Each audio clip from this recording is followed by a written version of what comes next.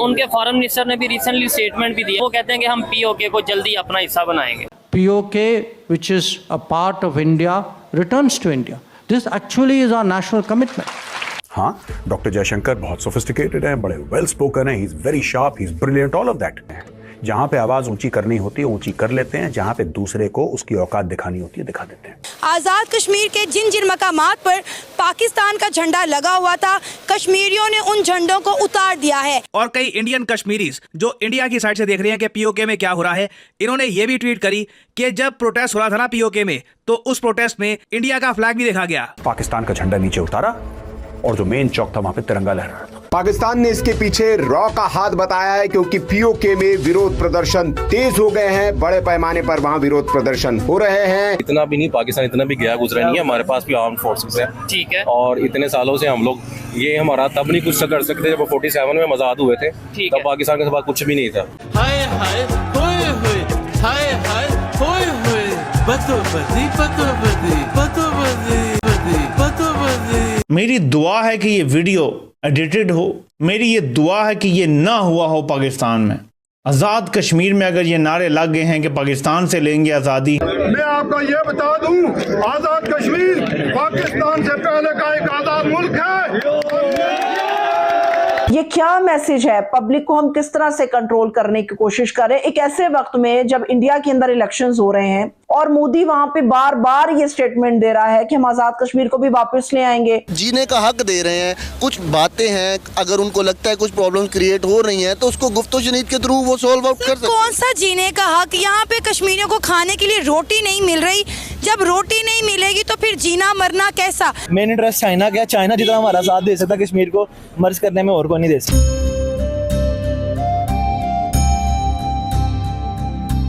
जय हिंद दोस्तों, MBM news में आपका स्वागत है। जैसा कि आप लोग जानते ही हैं कि पीओके में इस समय काफ़ी दंगे भड़के हुए हैं और पीओके के कश्मीरी लोग चाहते हैं कि वो भारत के साथ मिल जाए, जिसके लिए उन्होंने पाकिस्तानी आर्मी की भी मंजी ठोक दी है। अब तो पाकिस्तानी आर्मी को भी पीओके में जाने में डर लग रहा होगा। और वही जयशंकर जी ने बयान दिया है कि पीओके भारत का ही पार्ट है और भारत में जल्दी वो मिल भी जाएगा। और इन्हीं दंगों के बीच पीओके में लोगों ने वहां पर पाकिस्तानी झंडों को उतारकर भारत का झंडा भी फहरा दिया, जिसके बाद पाकिस्तानियों को तो समझ आ ही गया है कि जल्दी ही पीओके भारत के कश्मीर में शामिल हो जाएगा, क्योंकि खुद को खाने के लिए तो आटा मिल नहीं रहा, कश्मीरियों को क्या खिलाएंगे। तो आपको क्या लगता है? अपनी राय भी आप हमें कमेंट कर जरूर बताइए। तो चलिए दोस्तों, देखते हैं पाकिस्तानी मीडिया का रिएक्शन।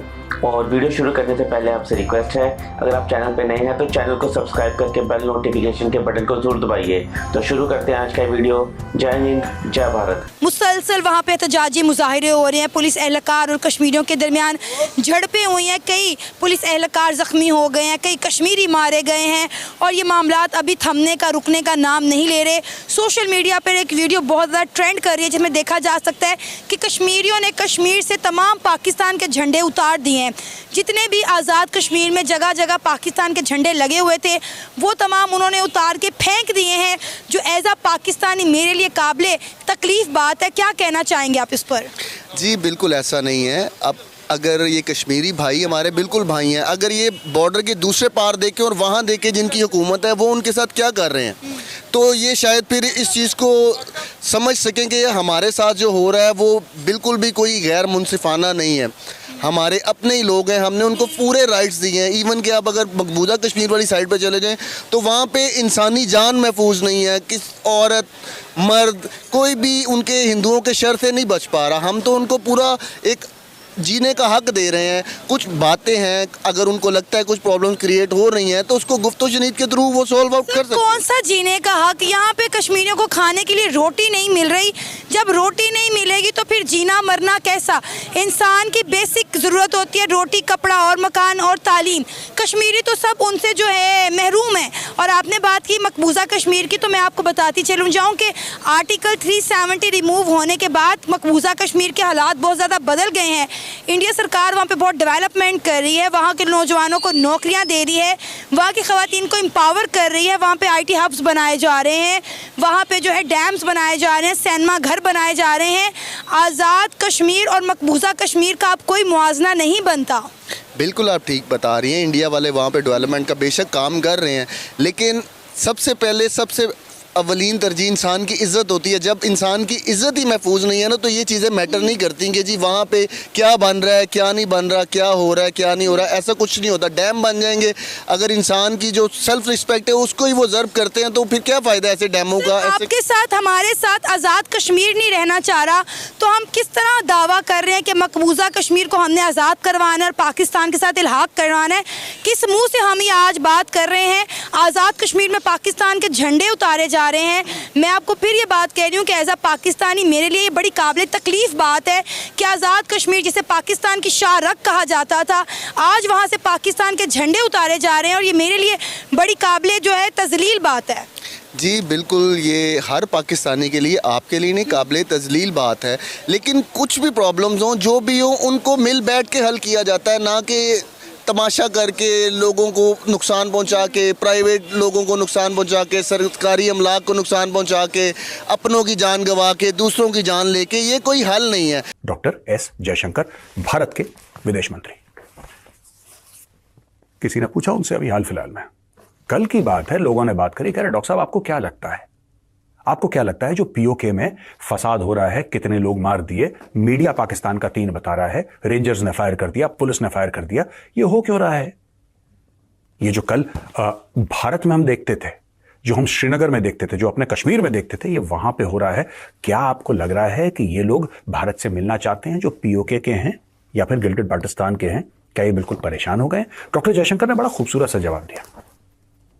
बीइंग अ डिप्लोमैट, उन्होंने डायरेक्टली ना हाँ बोला ना बोला, लेकिन उनकी हाँ ना में बड़ी जोर से एक हाँ की गूंज सुनाई दी, और वो कैसे, आज मैं एनालाइज करके बताता हूं। डॉक्टर जयशंकर ये कहते हैं कि साहब देखिए, कोई ना कोई तो है जो पाकिस्तान ऑक्यूपाइड कश्मीर में बैठा है, जो ये देख रहा है कि भारत के कश्मीर में क्या हो रहा है।